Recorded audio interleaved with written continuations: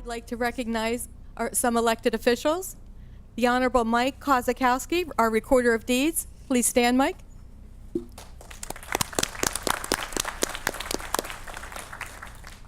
Next, the Honorable Ken Bolden, our Clerk of the Peace. Please stand, Mr. Bolden.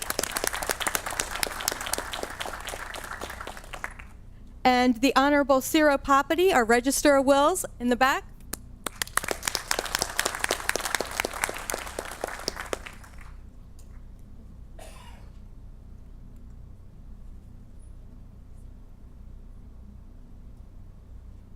And now I invite them to present the colors.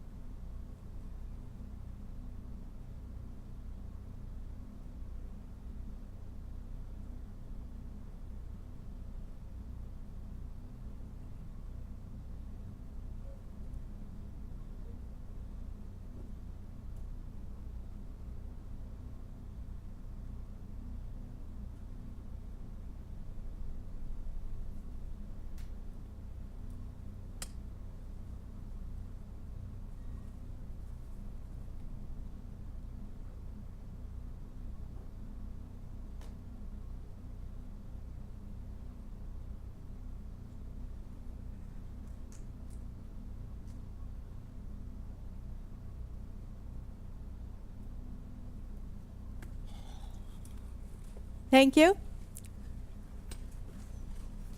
I now ask Councilwoman Janet Kilpatrick and Councilman Bob Weiner to please escort the County Executive Matt Meyer into the chambers.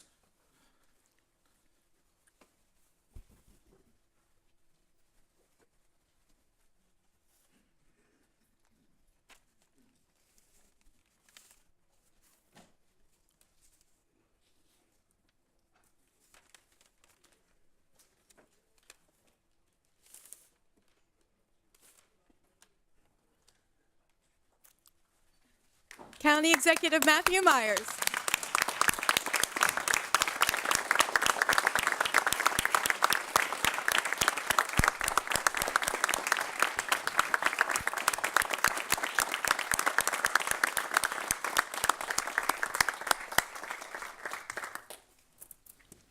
Executive Myers, it's an honor to have you here this evening.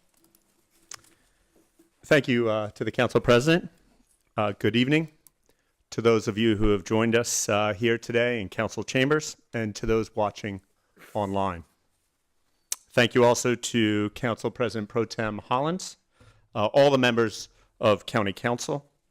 Welcome also, I know they've already been recognized, but the Register of Wills is here, Ciro Papady.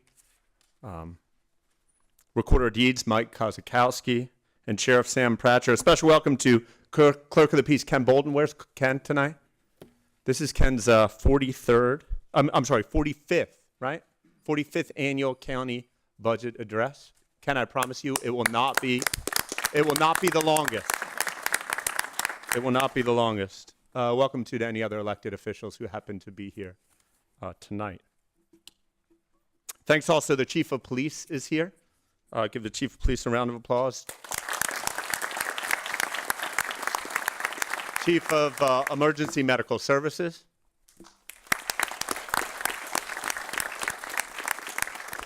Chief of Emergency Communications. And actually the Chief Administrative Officer, if all the general managers as well could just raise their hand to be recognized. Thank you for what you do every day.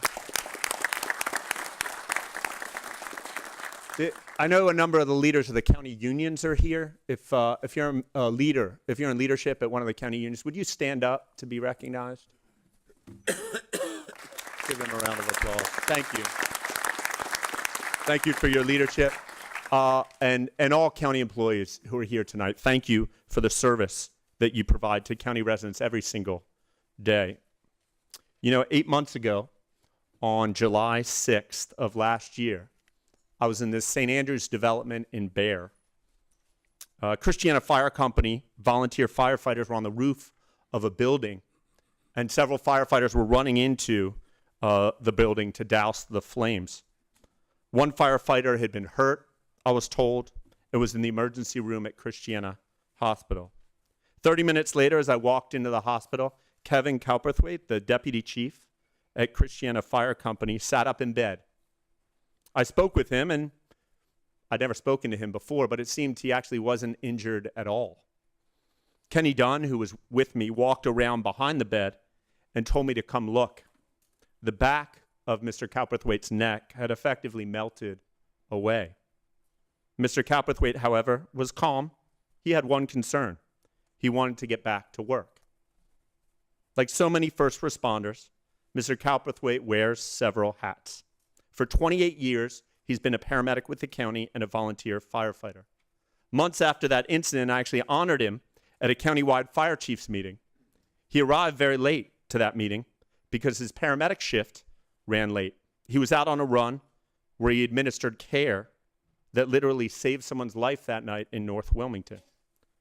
Mr. Cowperthwaite retired from the county last week after 28 years. His last run, literally his last paramedic run of his county career, he responded to an opioid overdose and administered life-saving Narcan. He represents the best among us. I know a lot of first responders are in the room, and like so many of our paramedics and first responders, I'd like Mr. Cowperthwaite to please stand so we can all salute his service.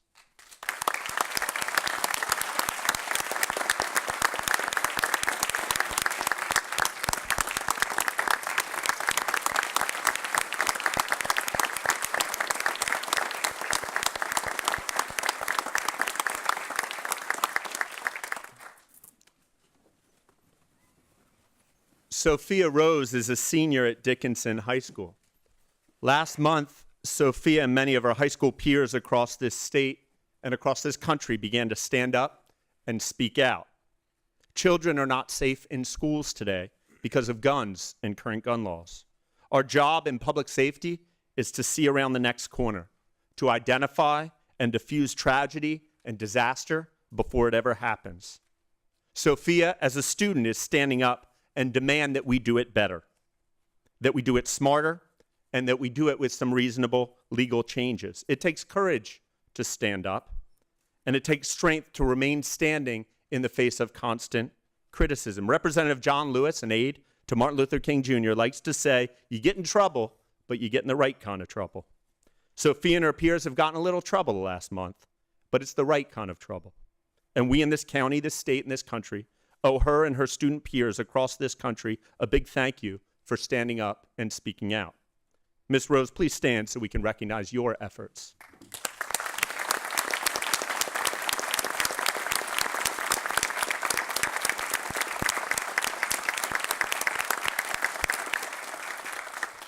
So tonight's about a budget. It's about bridging a structural deficit. It's about doing the math so our money does not run out and so we can perform the critical government services that we provide. First responders, our police force, our parks and libraries, our sewers, our sports leagues, land use, and affordable housing. But more than anything, tonight is about Kevin Cowperthwaite and Sophia Rose. It's about the service our first responders provide and about the young adults of our county, our leaders of tomorrow, about paying our bills and providing the highest quality services so our county can win the future. Before we get into the details on the numbers, we wanted to take a moment to recognize some of the highlights of the fine work of this county council and so many in my administration since I was sworn in a little over a year ago. I'm going to highlight 4 of the items you see here. There's a national standard that 90% of 911 calls, 911 calls, should be answered within 10 seconds.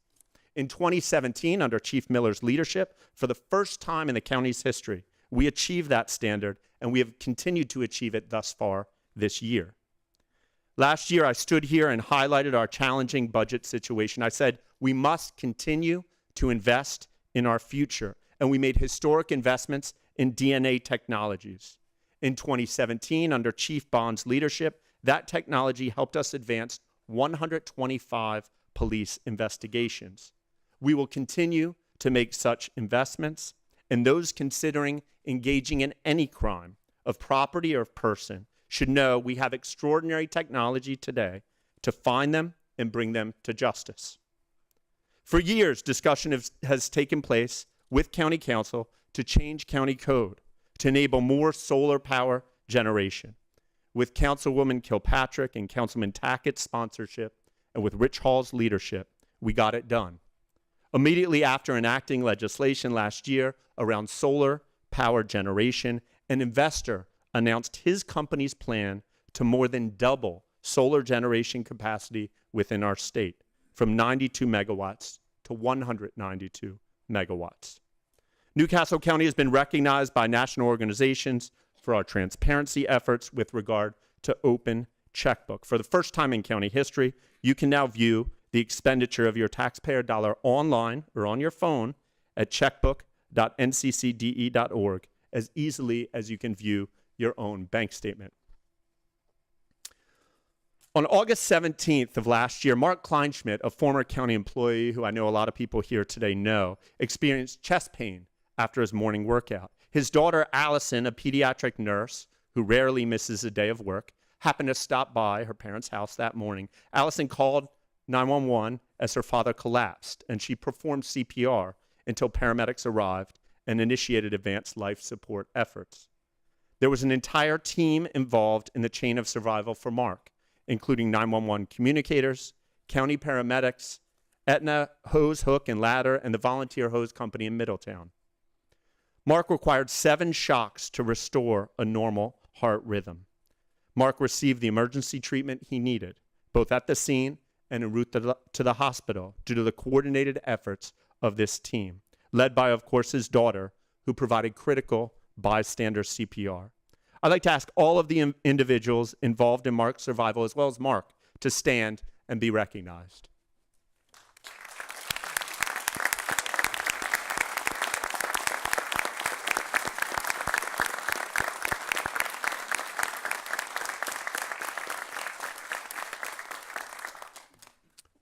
Thankfully, Mark's case of prompt treatment and an excellent outcome is not an isolated one here in Newcastle County.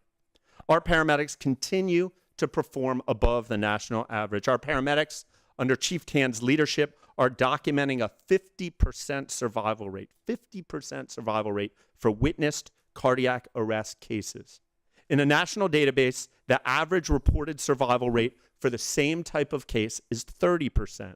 That means if you go into cardiac arrest in Newcastle County and 911 is called quickly, you have a better chance of walking out of the hospital safely than in many other locations across our country. That's something to be proud of.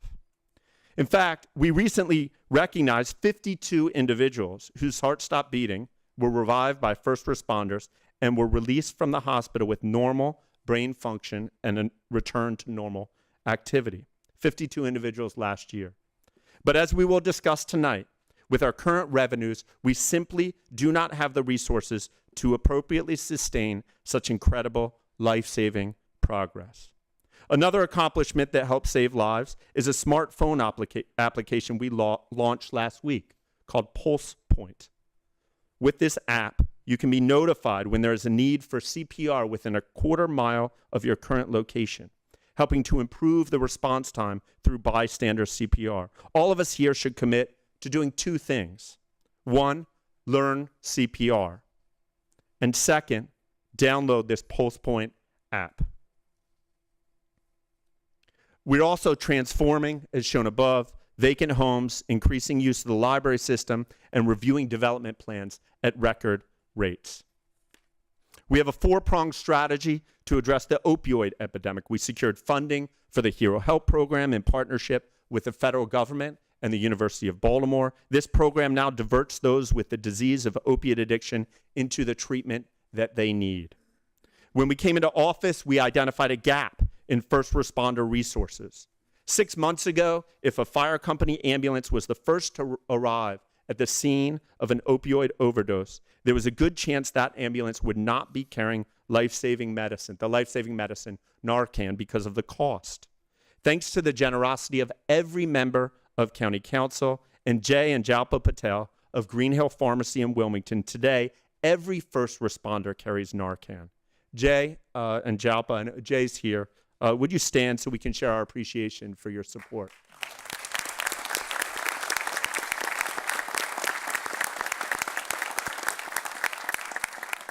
In addition, we have hired a law firm to claim damages against those corporations causing this opiate harm and this financial drain on taxpayer resources. We recently announced a partnership with Christiana Care to affirmatively channel those who called 911 with an emergency overdose into long-term treatment. It's an innovative partnership. There's really nothing like it across the country. Finally, leveraging the expertise of our paramedics, our EMS service throughout last year provided Narcan training to Newcastle County police officers and recruits, campus security constables, and other municipal police departments. Opioid addiction is the public health emergency of our generation. We are working harder and smarter to provide quality emergency services and address this epidemic at its roots. Tonight, we're announcing NCC Innovates, supporting entrepreneurship programs by utilizing the existing small business structure established by Councilwoman Kilpatrick and Councilman Smiley. We do not have the millions of dollars our state government does to support job growth and attract companies here.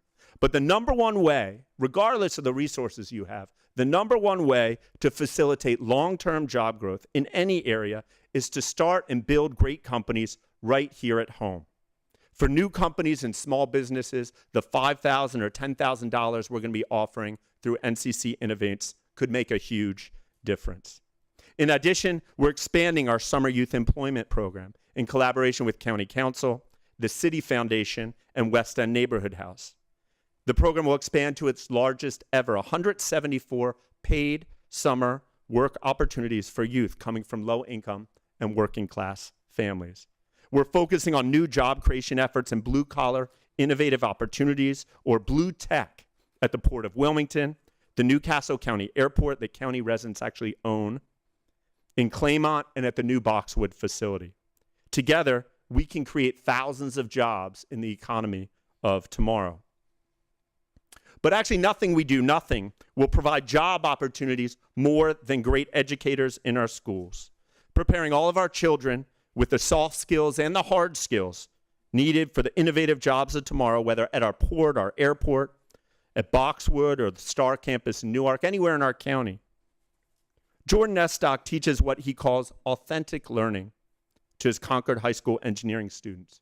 He facilitates his students' creation of devices to provide those with disabilities opportunities to be successful. I encourage everyone here to look up his TED Talk. It's extraordinary what he's doing. He's taking students at Concord High School and developing devices to help disabled adults among us. He has kids solving problems, math and science problems that adults simply are not solving. We need to make sure those amazing graduates from Mr. Estock's program at Concord have jobs to put their skills to use right here in Newcastle County. Mr. Estock, please stand so we can recognize your service.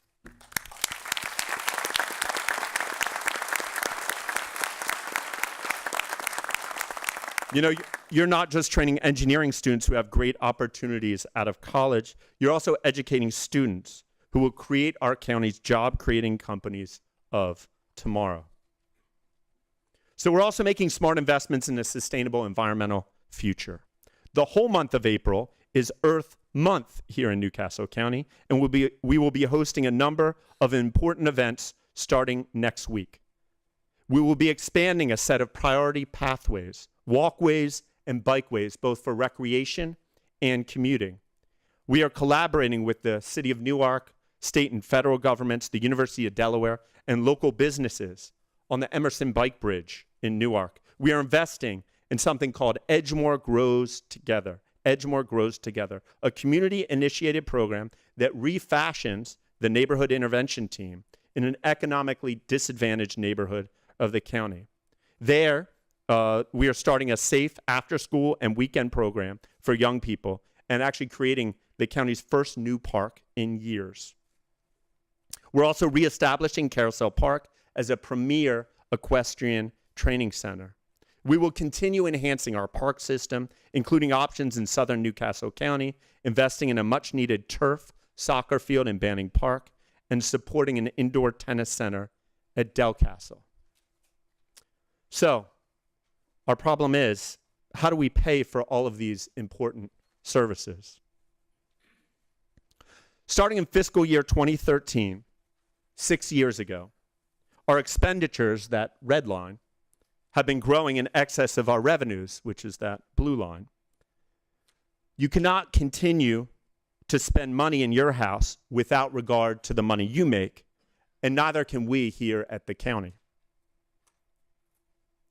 The consequence is a reserve balance that is nearly gone. For years prior to 2013, your county government saved to create a reserve balance of more than $54 million. The prior administration, however, depleted this reserve. So today, we have only about $20 million remaining. And if we continue on our current path, this account will be completely gone sometime next year. That's where you see the declining blue line crossing the $0 line. So how do we get here? The prior administration committed millions of dollars of additional expenditure without having the additional revenue to pay for it. Weeks before the prior election, my predecessor signed unfunded commitments, agreeing to contracts with each of the major employee unions of the county, adding over $60 million of salary expenses and $6.3 million in healthcare expenses over the next 10 years. Now, paying employees competitive benefits and wages is really important in attracting the highest quality workforce. But these are promises we should not make without having the revenue to pay these bills.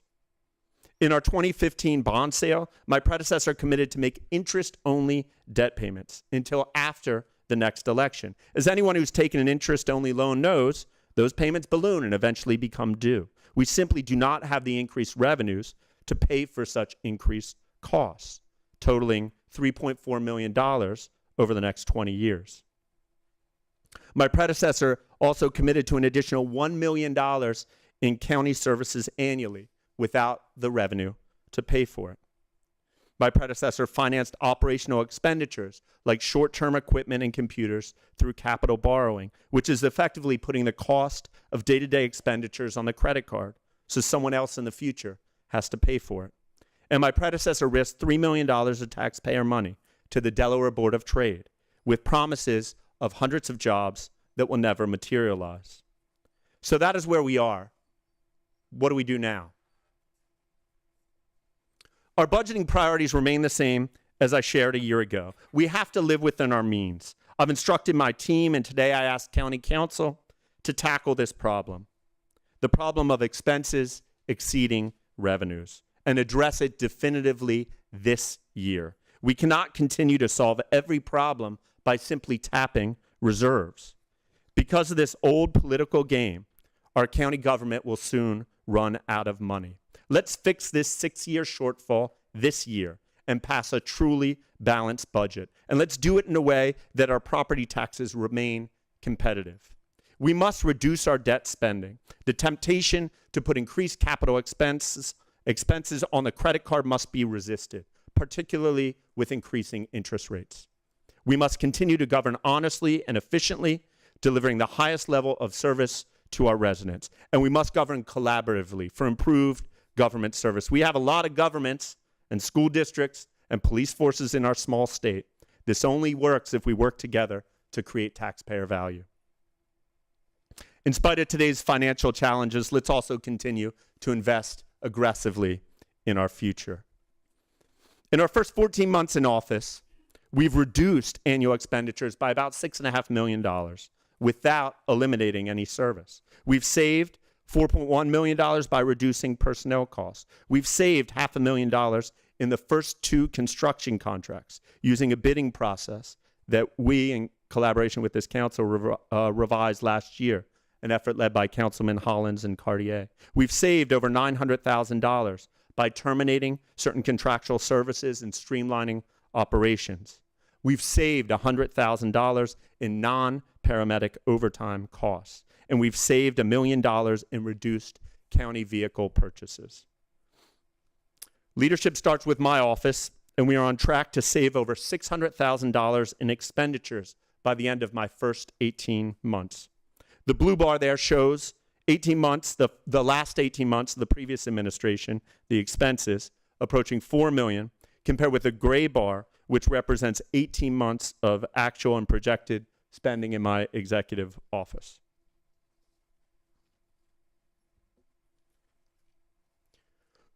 We also are taking significant steps for smarter governance in the next fiscal year.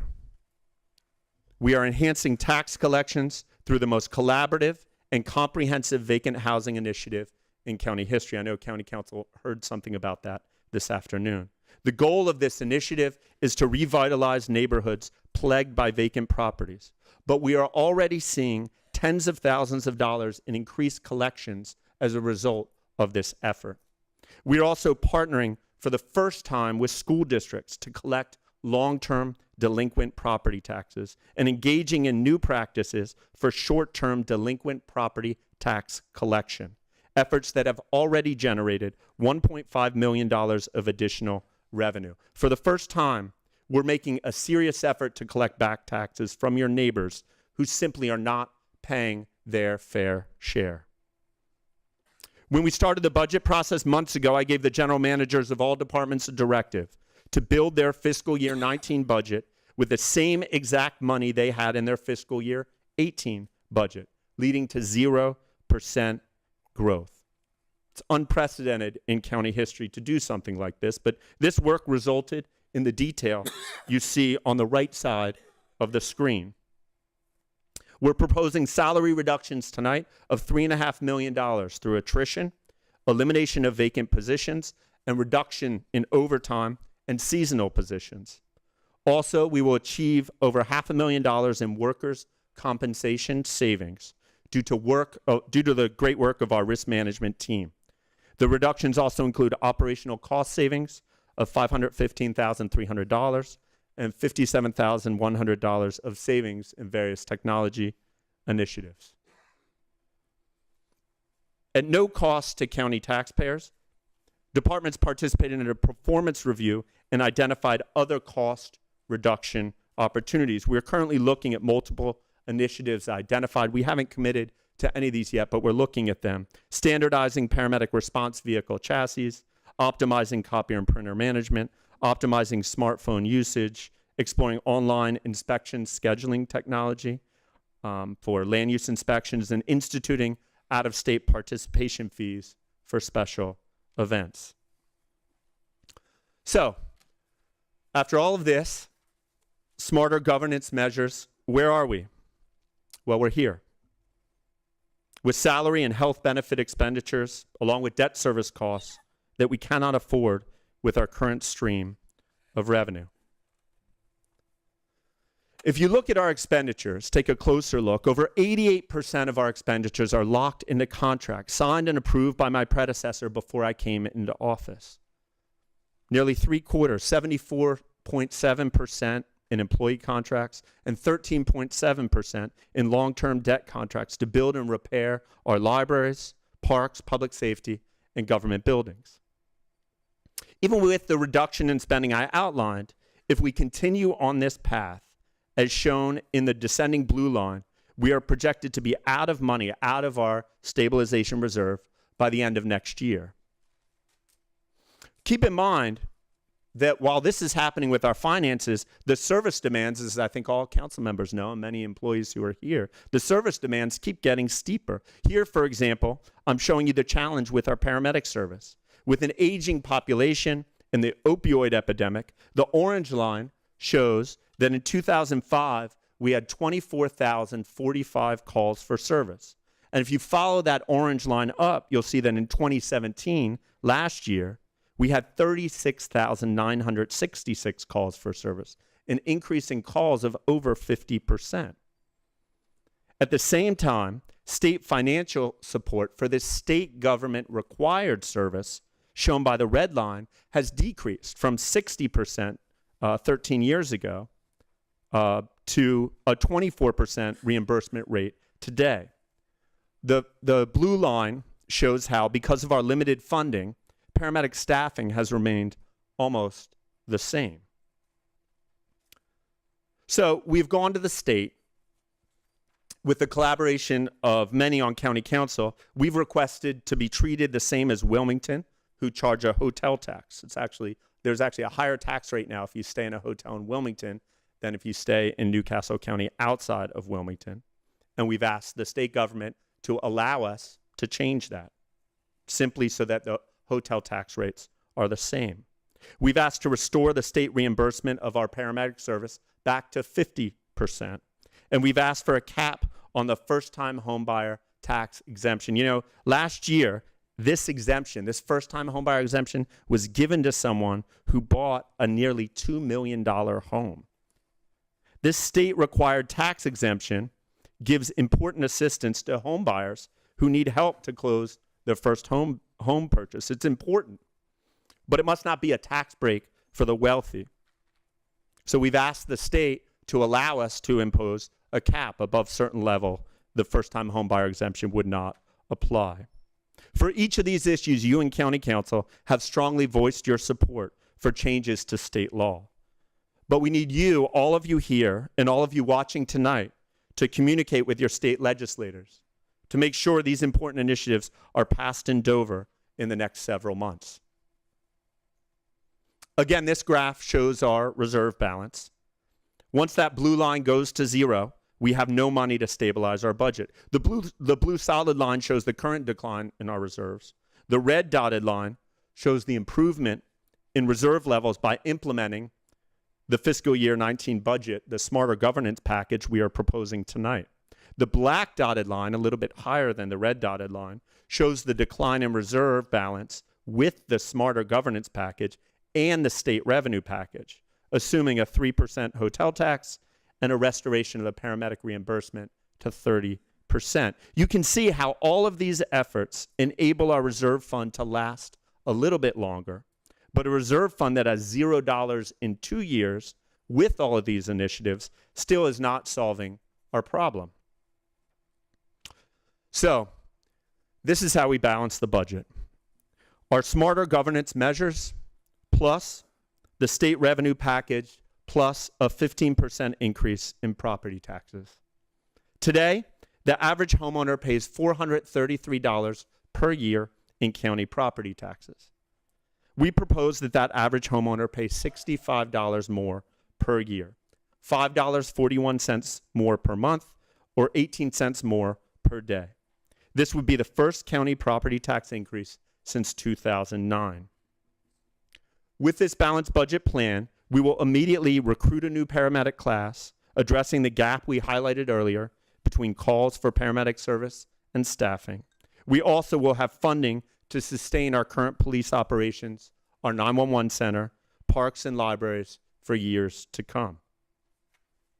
So I wanted to take a minute to show you an actual tax bill so we see the real impact this would have. Thank you, Councilman Smiley, for letting us share your tax bill as an example.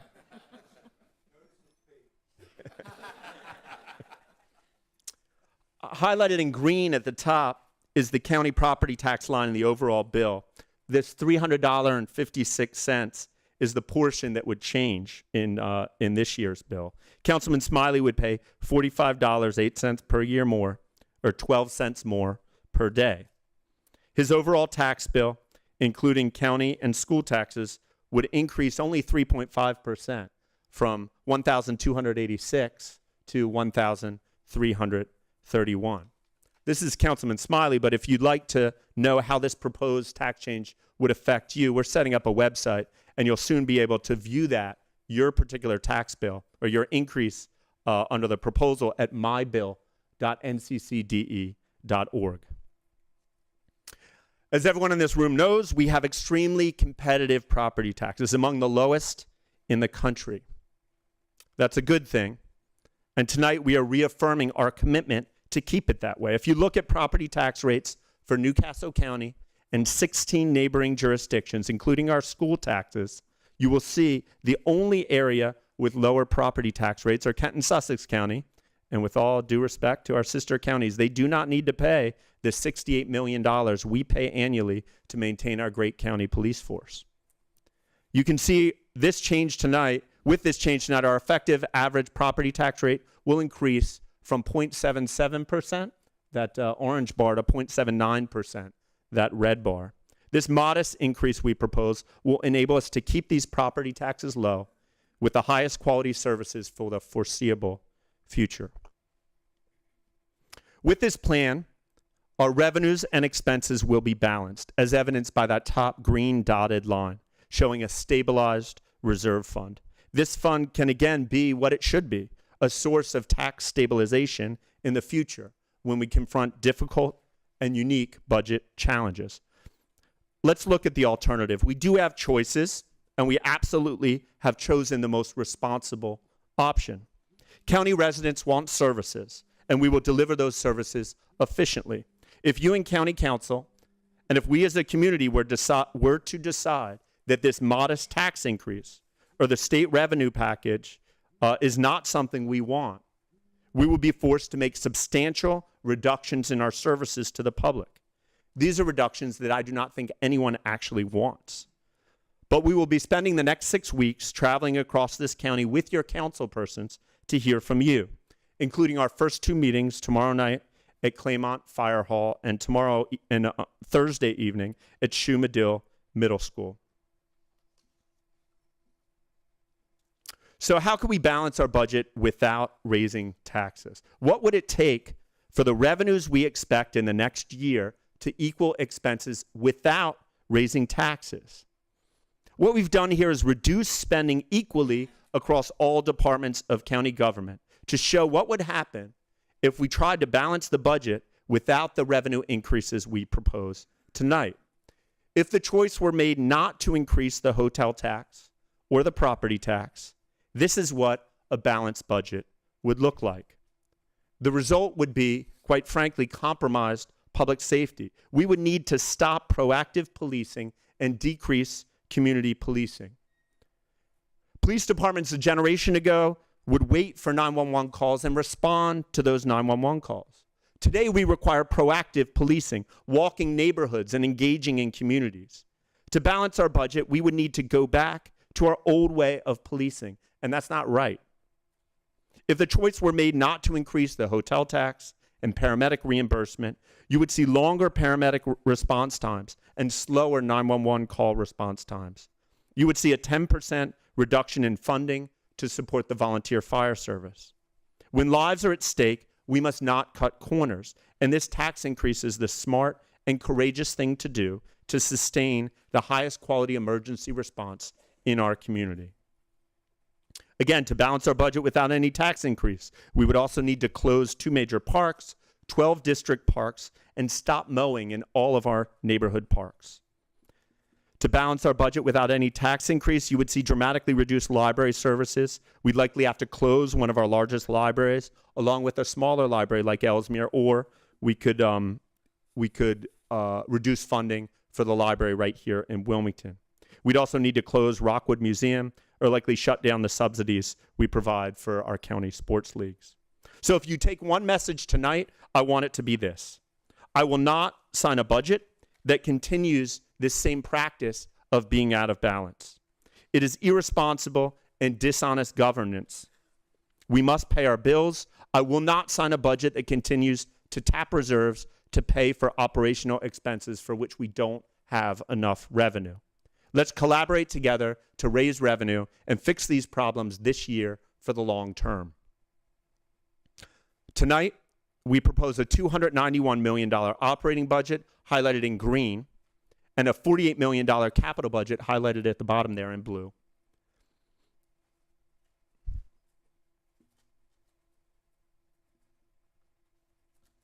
Our projected revenues are $186 million this year. When you add in the revenue increases we're talking about, it's an additional 23.9, almost $24 million.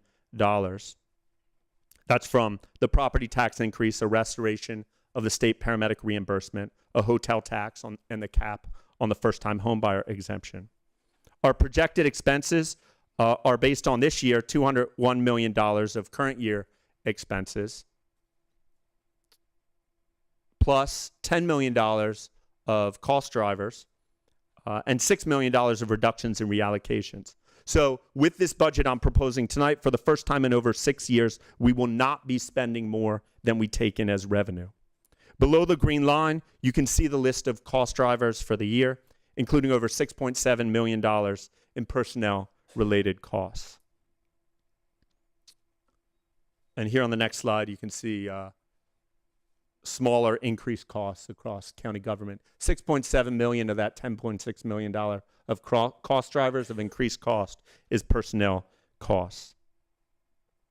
So we will continue to make smart investments in public safety that produce value, including in the rave panic button, which allows the police to enter a facility virtually in a time of crisis, instantly having visibility to cameras in our schools, community centers, and other public buildings, again, in a time of emergency or crisis. We continue to increase staffing in our 911 center, providing more efficient response times and lower levels of overtime. And our commitment to volunteer fire companies continues. So, what is the most important public health innovation since our county was founded in 1673? The most important public health innovation. I realize there are many around today who may say television or cell phones or the Xbox, but when you think about public health, what really keeps us safe, our public underground sewer system. Did you know that there are 1,653 miles of county sewer pipe running under this county? 1,653 miles of county sewer pipe. Laid end to end, well, don't try this at home, but laid end to end, those pipes would stretch from Wilmington to Denver, Colorado. Every day, we are responding to requests for service, treating pipes for grease buildup, and pulling unique discarded items out of the system, including an intact road sign, and not too long ago, even we pulled an engine block out of our sewers. So think about that when you see one of the 44,265 manholes across the county. We have a structural deficit in our sewer fund similar to our general fund. If you've not learned anything tonight, I do not tolerate spending money that we do not have, drawing down reserves. And tonight we also propose a 12% sewer fee increase to provide financial stability, long-term financial stabilities to our sewer operations. That's an increase of about $30 for the average homeowner, which is an 8-cent increase per day. This will provide a balanced sewer operation for the foreseeable future and also enable us to make smart investments in our aging sewer infrastructure. Our projected sewer-free revenue, as you can see here, is $72.6 million, and tonight we propose an additional $10.9 million in revenue. Our fiscal year 2018 expenses, this year's expenses, are $80.1 million, with an additional $4.6 million of forecasted expenses in the next fiscal year, and we propose reductions of over $2.3 million to keep our sewer budget this year in balance. Of the $4.6 million in forecasted increased expenses, nearly 3/4 are personnel related, increased costs, again, handed to us by the prior administration. Below the green line are the cost drivers for the sewer fund. $3.1 million of the increase are personnel related. Our sewer fund struggles from the same problem as our general fund, increasing personnel and debt costs, all locked into contracts that were signed before I came into office without any plan to pay for them.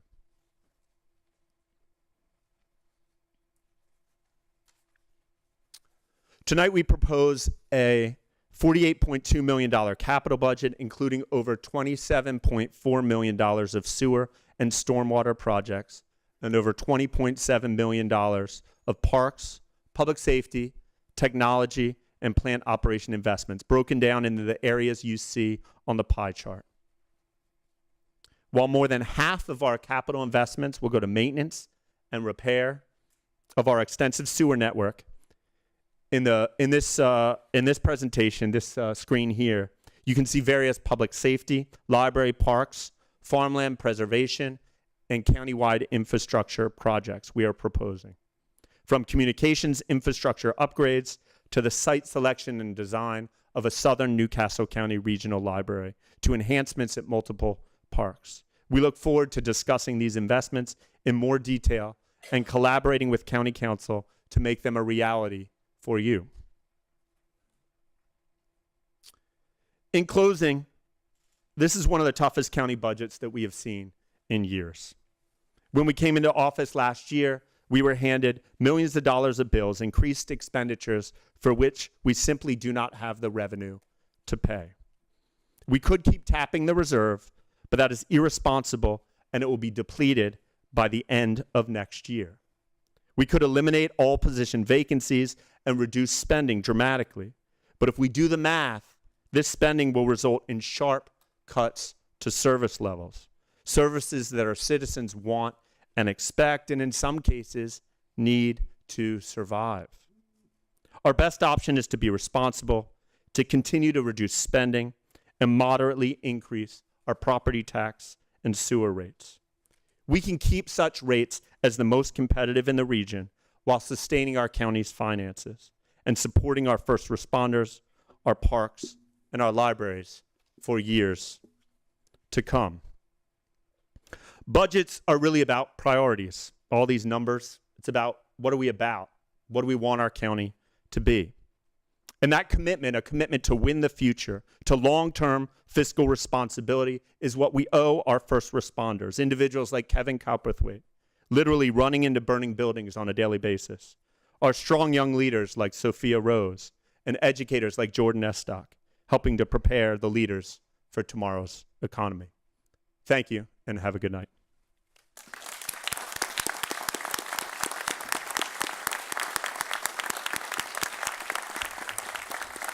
Thank you, County Executive Matt Meyer, for your 2018 budget address. Now at this time, will Ms. Kilpatrick and Mr. Councilman Weiner please escort County Executive Matt Meyer